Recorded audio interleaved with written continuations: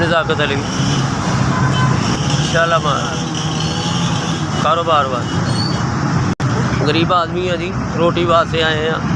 अल्लाह ताला रोटी देवेगा, अपने घर चले जावांगा। किराए का मकान है, ठीक है। बच्चे मेरे दो ਧੀਆਂ पुत्र धी नहीं ਧੀਆਂ ने मेरिया दो बच्चे माशाल्लाह मेरे 3 ने ते मैं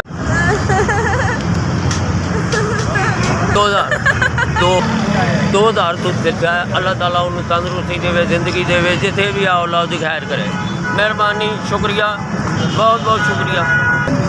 ये 2 बंदे ने सानू 4000 मिले है। मौला कायनात दी मंजूरी कर, जिन्होंने सानू 2000 भेजे। मौला कायनात उन्होंने सेहत तंदुरुस्ती अता करे। सानू साडी हेल्प की है, मालिक कायनात नूं सलामत रखे।